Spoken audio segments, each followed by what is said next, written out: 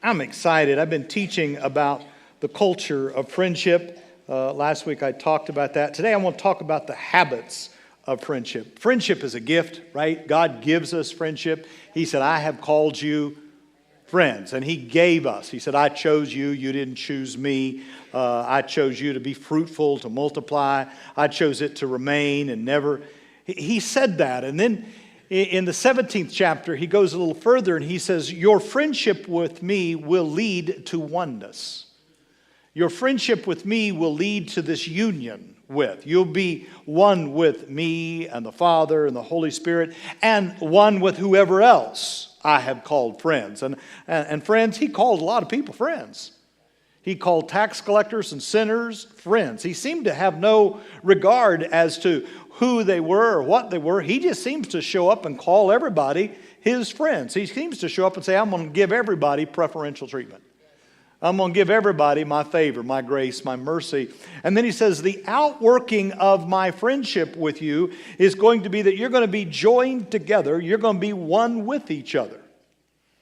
To find yourself working against to find yourself in any division is to be working against friendship. Now, I'm very serious because the greatest evangelistic tool we have is our relationship. So anytime we get critical about one another, when we create any division, I want you to know you're out of the will of God. You're not walking in the will of God. And so then to ask God to bless you is to ask God to bless you when you're being rebellious.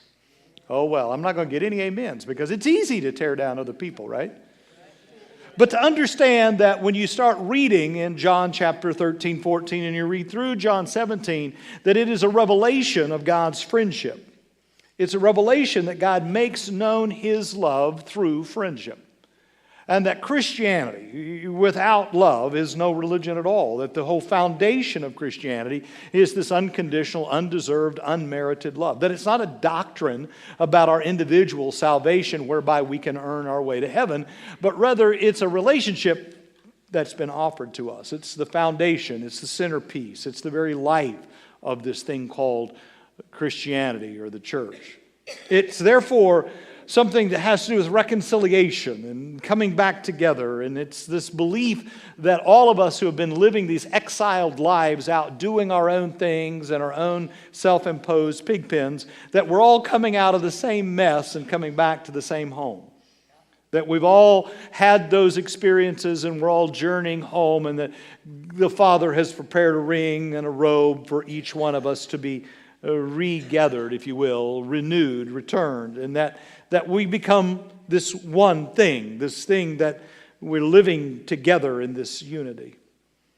I believe that the culture right now in humanity, this right moment snapshot of anthropology, is that we are impoverished people because we've underappreciated friendship. We've lost the power of friendship. We don't understand, and so we devalue it, and we allow the world to tell us what friendship is. And so friendship is reduced to, is it useful to me? So if you're useful to me, then I'll be your friend. If you add something of value. Or if you're pleasant to me. It's easy to have friends that are pleasant, right? We all love being around people that are pleasant. They add something to us. But the friendship that God's talking about costs you something.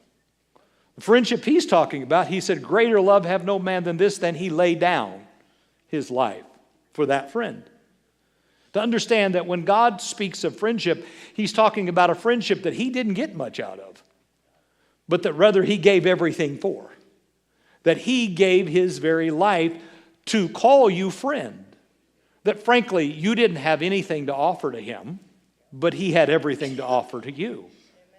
And that because of He seeing something in you that you don't even see in yourself, that you're now, and I don't know, but my Bible says we're supposed to follow that, emulate that, live like that. That we're not looking to get something from people, we're looking to give something to people. And on the basis of our generosity then, we're friends. It's hard to be disappointed in a relationship if you didn't long to get something from that relationship.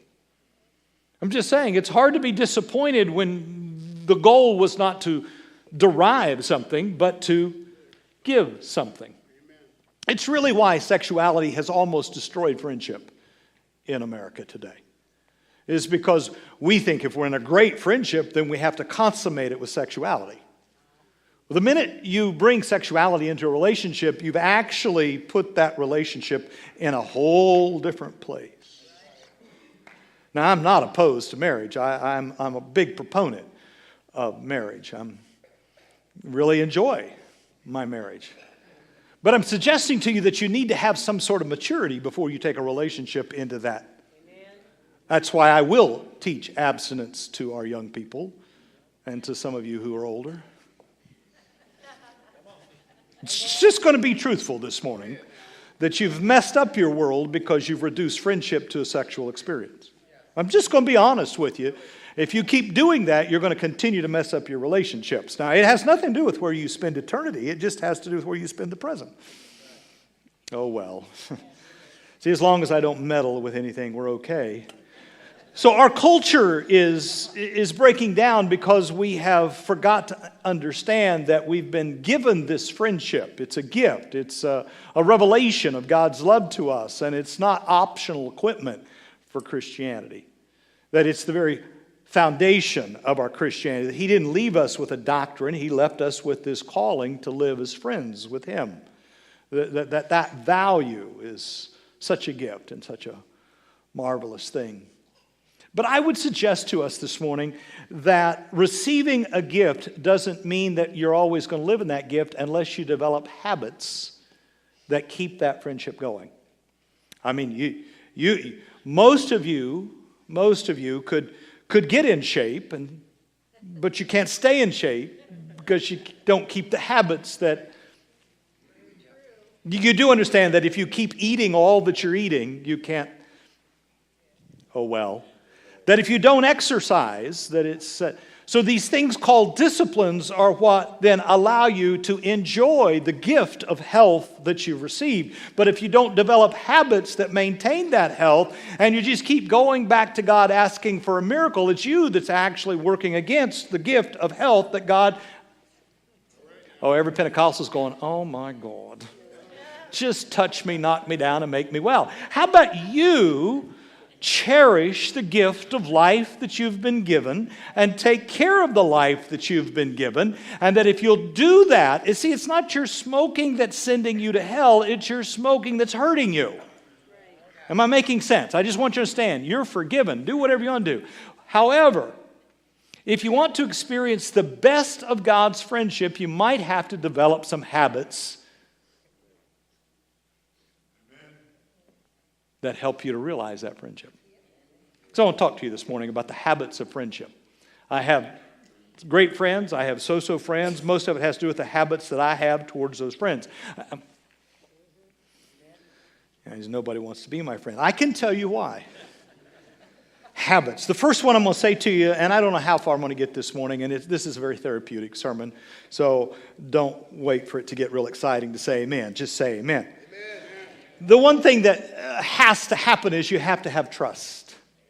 Friendship never develops without trust. You're given this friendship with God. He said, I am your friend. If you don't begin to trust Him, you're never going to realize that friendship.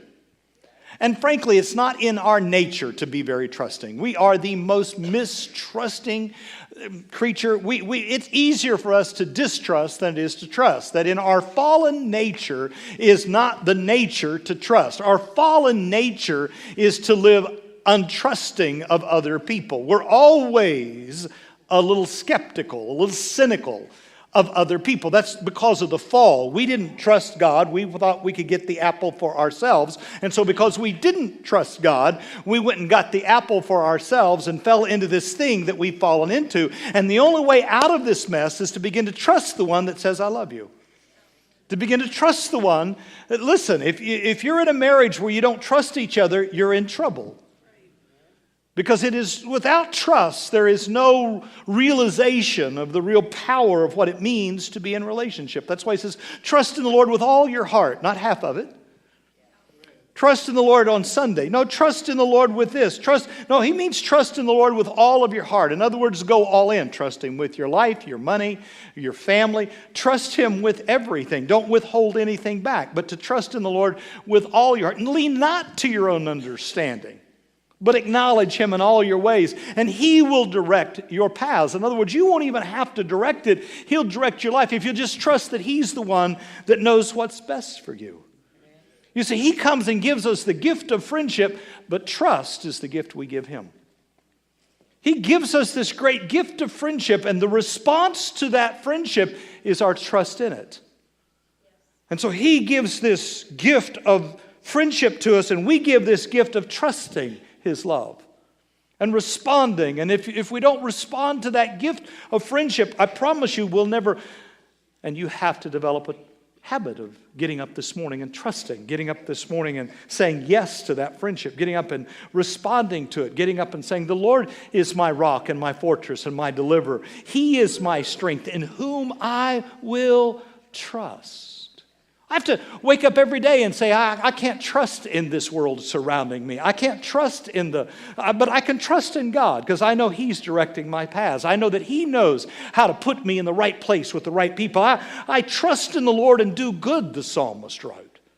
Delight yourself in the Lord, and he gives you the desires of your heart in order to develop a nature that is trusting and not cynical. I'm so tired of people being so cynical and untrusting of the world around them. Listen, that's hell. Commit yourself unto the Lord and trust also in him, for he shall bring it to pass. Whatever God has planned and purposed for your life, it says he'll make all things work together for your good. We have to get rid of this distrust that we have for one another.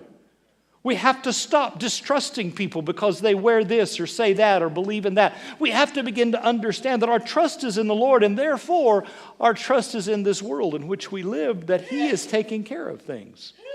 The psalmist says, and the Lord shall help them and deliver them. He shall deliver them from the wicked. He will save them because they trust in him. He isn't going to save us because we do this or that. He's going to save us because we trust him to save us. Many are the afflictions of the righteous, but the Lord delivers them out of them all. I'm trusting in the God that can deliver me from the Red Sea, deliver me from this, My trust is in God this morning. And unless we begin to understand that our response to his offer of friendship is this trust, I promise you we will never develop the reality of this relationship. I have news for you. I don't trust you. But I trust God. Therefore, I can trust you. Come on, some of you are living isolated lives because you can't find a person that you can trust. Listen, I trust God enough to know that you're in my life because he put you here.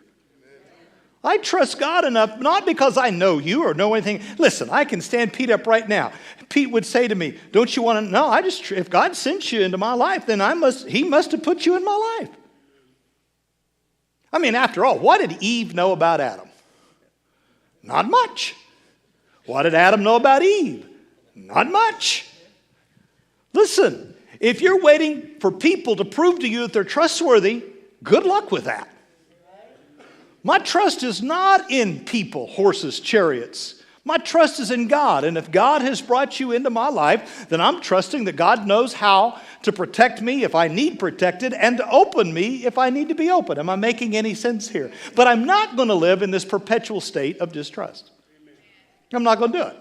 I'm not going to live in distrust to this church or this group or that group. I haven't got time to be arguing about whether they got the right doctrine, whether they've hurt this people. There are so many people today that are so mad at the church that they can't get anything out of it, and it's because they don't trust. Am I making sense yet? Touch your neighbor and say, I trust God. He must have put you there. So to begin to understand that our ability to trust comes from this reality that my trust is in this one that is, for the Lord of hosts says, blessed is the man that trusts him. How many want the blessings of God? Okay, trust God. Begin to believe that he has your highest and best in his heart. Believe that he knows what is going. Listen, I have this youngest daughter of mine, young, she's 34. So my youngest daughter, 33, 34, she loved to climb. She would climb. She'd climb anything. Every time she's a little bitty thing at 3, little bitty thin. And I walked into the kitchen one day and somehow she had got herself on top of the refrigerator. And about the time I walked in the kitchen, I heard, "Dad!" And I turned around and here's this little girl flying through the air. Boom! I catch that little thing. I sit down. I'm scolding her. I'm chastising her. I'm telling her how dangerous that was. And finally I said, "Baby, why did you do that?" She said, "I trusted you, Dad." And then I was repenting, crying, seeing if I could get on top of the refrigerator.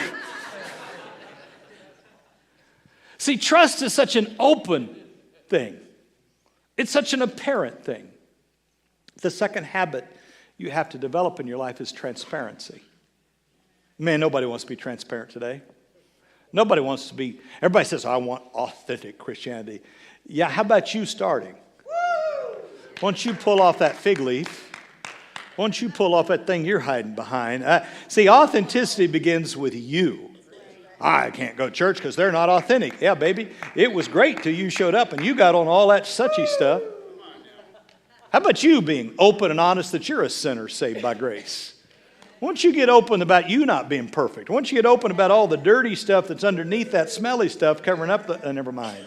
How about you just understanding, listen, I've grown up in a tribe that you couldn't say you were a sinner once you accepted Jesus. That's just a lie. All of us are still imperfect. All of us still need forgiven. Every last one of us. If we say we have no sin, we deceive ourselves and the truth is not in us. I got news for you. I need help this morning. I need help from my own thoughts. I need help from my own desires. I need help. Help me, Jesus.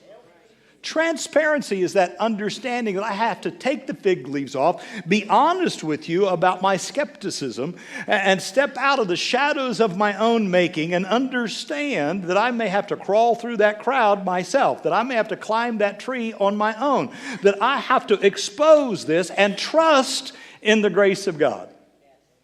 Trust that when He says His grace is sufficient, that it is, and that I can risk exposing my own weakness. Are you making? Listen, you'll never develop a marriage, a friendship of any close nature unless you're willing to be honestly transparent. If you're keeping secrets from your spouse, you don't have one. You may have a piece of paper, but you don't have one.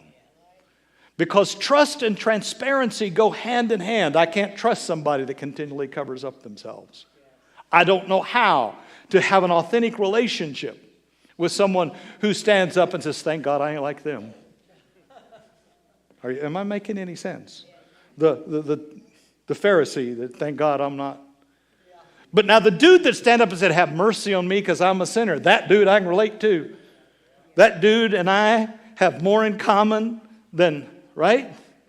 If you've stumbled into this place, let me just tell you, there's nobody in here that's got it all together, because if they had it all together, they'd have to leave. Never mind. I've been teaching this for years. If you're a teacher, you may have found it, seen it. So it's not original with me. I've stolen it from younger days. But I've been teaching this in private things. The first time I think I've ever just put it up on the big screen. But if you got it, it's called the Johari window, and it's used in lots of different sciences. But in the top left corner, I'll let you see that. That's my public self. I'll let you know this, right? Don't all of you have that stuff that you'll let the world see you in good form, right? But then you have this private stuff.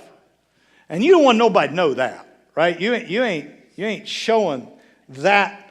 You're not. But then there's this stuff I'm blind to. Dale knows it. I promise you Annie knows it. My kids know it. And my close friends know that stuff that I don't know about myself, but other people know about me. I get tickled when somebody starts telling me da-da-da-da, and I go, "No, it's not. You're not talking about me. You're talking about, no, it's not me." But notice there's a box down here in the corner that I don't know about me and you don't know about me. It's unknown. I would suggest to you it's actually the untapped potential of the power of the Holy Spirit that's in your life that's not revealed to you. And it's the only way you can tap into that part of you that you don't know and that they don't know is when you begin to trust other people and you begin to be transparent enough with other people. And if you'll notice, as you trust and you are transparent, that box will slide. And when that box slides, guess what you're tapping into? You're tapping into the holy unknown. But that only happens by relationship. That only happens in friendship. Only friends can help you do that. Hopefully the church, when we get together and we begin to trust and forgive one another, and there's this unknown potential of the power of the Holy Spirit, that you can't do that alone. We read to you this morning out of Corinthians that the many are one, the one are many. That you need other people in your life. This whole idea that I'm going to get to heaven, I don't need anybody, I'll just stay at home. Go ahead.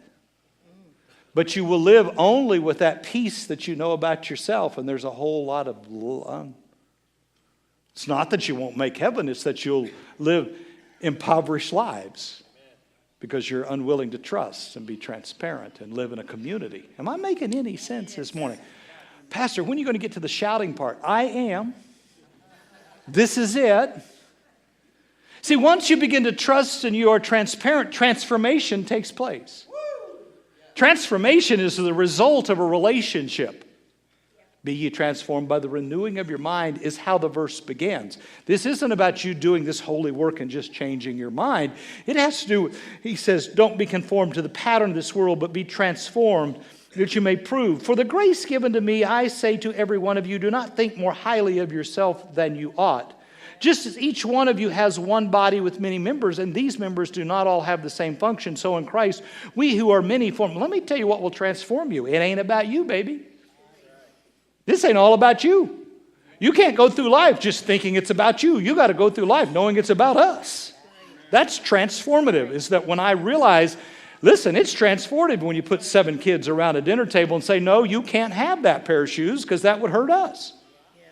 You got a transformed thinking is when you come out of me and I into us and we. That's transformative when you begin to think it's bigger than just me. That will change the way you think. Transforming your mind isn't replacing this with that. It's about becoming part of us. And it'll transform you. Trust, transparency, transformation, these habits of being a friend. I have to habitually work with trusting and being transparent and challenging the thoughts of my mind, challenging those preconceived prejudices and preferences and tendencies to perform. I have to continually begin to challenge those and understand that friendship is the discovery that in each man God has placed something that is lovable. That if I look deep enough, I find this image of God. And that in that image, somehow there is a blessing that begins to come into my own life. To value that. To understand that in that transformative reality where we are one and where we are friendships, all of a sudden that individual friendship I have is transcendent. And I don't just know Terry or Dale or Anita. All of a sudden in the midst of that relationship, I catch glimpses of Christ. And I'm transcended out of this world into a divine reality. That in this love that we have for one another, there is a whole nother kingdom, a whole nother realm that's far and above. And now I'm seeing and hearing and feeling and living because of this relationship. Am I making any sense? But if you think you're going to transcend reality alone, can I suggest to you that's not the gospel. It's not the gospel. Sorry, you American individualists, you consumers. But this takes relationship. The two shall become one. Where 2 or 3 agree. Well, we're never going to agree doctrinally. We're never going to agree ecclesiologically. But could we agree that you're loved and I'm loved? That you're forgiven and I'm forgiven? And that if we work together for our common good, that we may both realize more than we could have alone. Now, this is not just good religion. This is just good health care. This is just good, strong, emotional, and you're not even paying me $185 an hour. Or if you did, thank you. To transcend beyond the human ability, to see the unseen, to know the unknowable, to stop looking at one another as something to be used or something to bring pleasure, but to begin to look at one another as something that I can pour my good into and you pour your good into me, and all of a sudden there's something higher going on between us. Is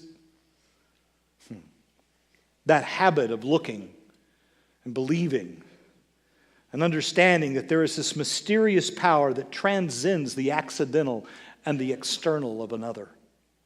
To understand that I can see beyond your appearance or your social status. To understand that there's something more powerful than your ethnic origin or your intellectual capacity. That we can reach into one another's souls and tap the very image that God has placed within inside of us. That we can turn the key and unlock the root meaning of what it means to be a human being. One made to live in relationship with one another in such a way that the heavens open.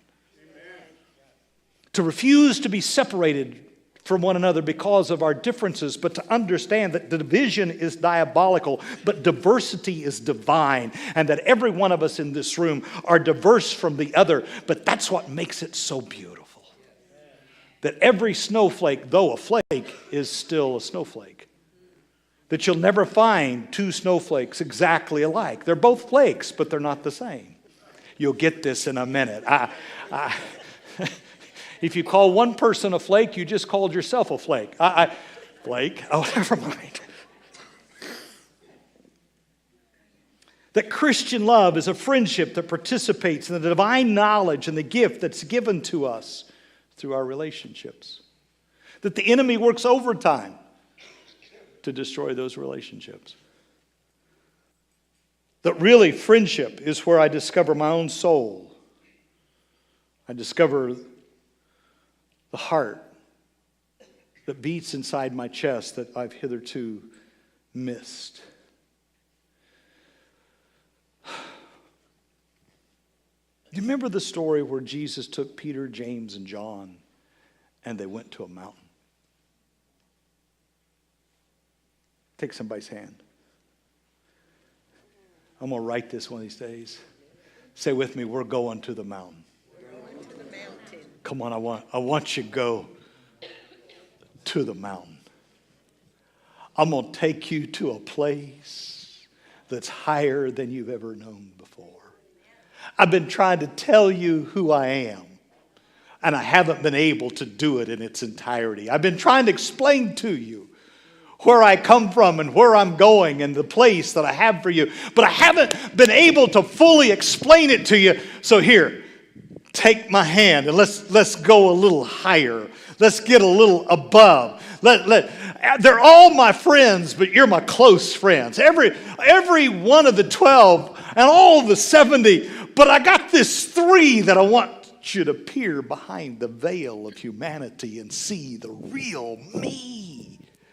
I'm going to take you to the place where nothing is hidden about who I am. I want you to know I got other friends from other days. I got other friends from other dimensions. That my life isn't just in this time, but I had a life in another time. And we're going to have life in yet another time. So let's go to a mountain and let's transcend this life we've been living. Let's get beyond the Pharisees and the Romans. Let's get out of your head here. Follow me into something bigger and greater. Just follow me. I can't tell it to you, but if you walk with me up a mountain, you're not. I can't take everybody, but I can grab 2 or 3 in my life and say, I'll take everything off for you. Are you listening to me? If you don't have 2 or 3 that you can take a hand and go to the top of the mountain and derobe there, that's the faith. Not what you think you know, but what it is that I know that you need to know, but I can't affect you unless I take you. And they go to the mountain. And all of a sudden, there's Moses and Elijah. And the glory of God from another time begins to overshadow the Christ. And they're going, there's dead people here. We're standing where there's dead people, and then there's people that refuse to die. Moses died, and Elijah flew, and Jesus is standing between the two greatest prophets of another time. Are you listening to me? All of a sudden, suspended between time, up on top of the mountain, they see who Jesus really is. He's bigger than Moses and Elijah. He's bigger than Peter, James, and John. There is something that's higher than this relationship I have. Let me show it to you. Boy, Christianity is far more than do this, don't do that. Christianity is far bigger than Methodist, Baptist, Episcopalian, Roman. It's far bigger than that. It's about the invitation into a relationship of eternal. And all of a sudden, they were blinded. And then it says, when they opened their eyes, they saw only Jesus. You hear me? Relationships will invite you to go to a mountain and see something you've never seen before. Real friendships take you into that yet unknown, unimagined, unexplainable. And on the way back to the mountain, he said, keep that to yourself. I love it when people come back from mountain and try to tell me everything happened. I want to go, look, I didn't get to go. Shut up. I'm serious. I'm serious. Sometimes I get to go to the mountain and you don't. Sometimes you get to go and I don't. Would you just be still? I may be walking through a wilderness, and you people that have been having mountaintops are making me feel bad. But I got to get through my wilderness. You go to the mountain because I'm going to be on the mountain when you're going through a wilderness. Or you're not listening. Everybody wants everybody else to be having the same experience they're having. This trust, this transparency, this transformation, this transcendence, this coming into the knowledge of the truth that sets us free. Are you in the room? Have I taken you on a sufficient journey to say maybe you ought to be checking those habits? Maybe I'd be checking those exercises of trust and transparency and transformation, of having those transcending moments because other people invited you on a journey. And what it really does is bring you into this truth that God is bigger than you or me, denominations or politics. He's just really bigger. He's bigger than our sin, our shame, our death. He's so big that he said, I've chosen you to be my friend. And if you go be friends with one another, okay. You know what keeps people from trusting? Are you past trauma? Everyone in this room has been hurt. Everyone in this room has been disappointed, abused. You've been hurt. And when people have trauma in their lives, everyone in here does. What keeps us from starting into the habit of trust is past trauma. Oh, we've forgiven. It's not that you haven't forgiven. That's too cheap. Those of you that look at me and say, well, just forgive them. It's too cheap. Because many of us have forgiven, but it's still hard to trust. Just hard. And we look at that trauma, and it causes us to be cynical. Am I in the room? Here's why. It's because when we look back at the trauma, we rehearse the issue. And we just keep rehearsing that issue in the fingertips of our mind, or feeling the abuse all over again. You do understand there's something worse than abuse, and that's the memory of it. There's something worse than abuse. It's my rehearsing of that over and over. Why? I struggled with that. And then one day when I was looking back and looking at it, the Lord said, yeah, but did you see? See, there was a police officer in your past.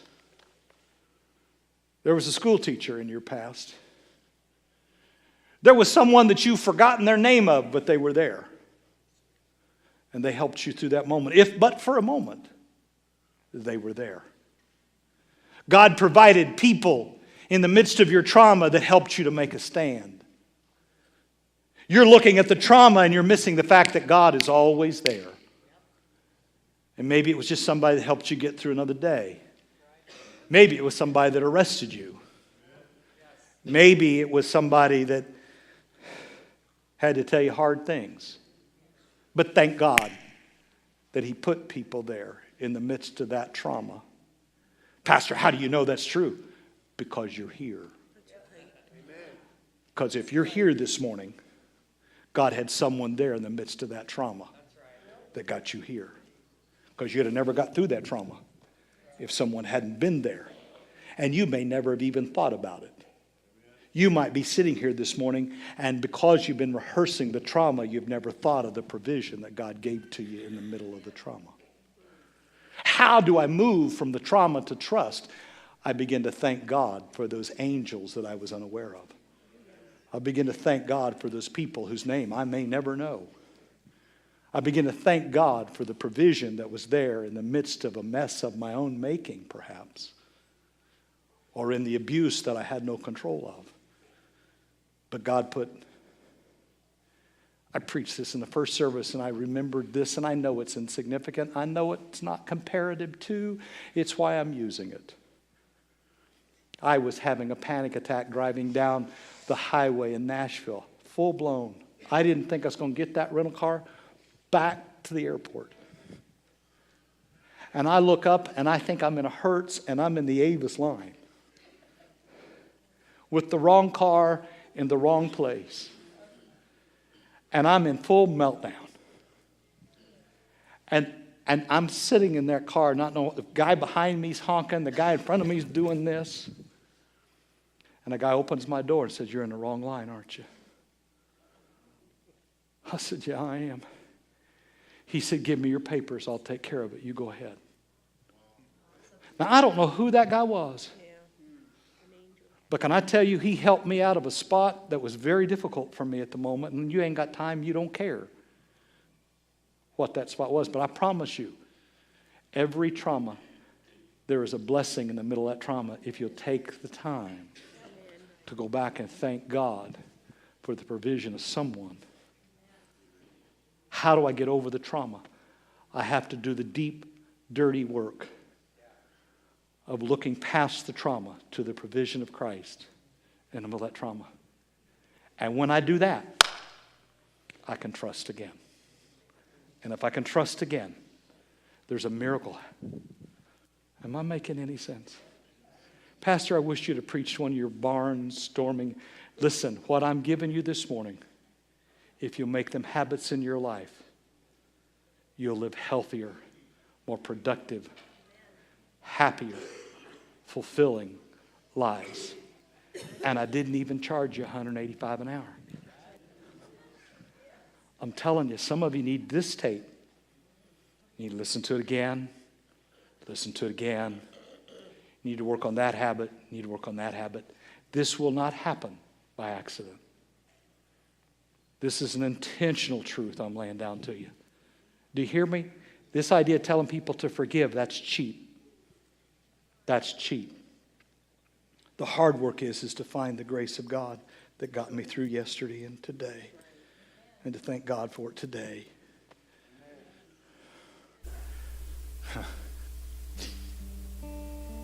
Do not make the issue. Do not make the trauma about who and what, when and where. Are you listening to me? If you keep looking at who, what, when, or where, you'll get stuck in what you need to do. That's another whole sermon. I'm talking to you about knowing that God held your hand. He's gotten you to a place. There's healing in this room this morning. Healing in the emotions. Healing in your soul. Because when you can get your soul well, the physical things will follow. Am I making sense to you? If you can get your heart well,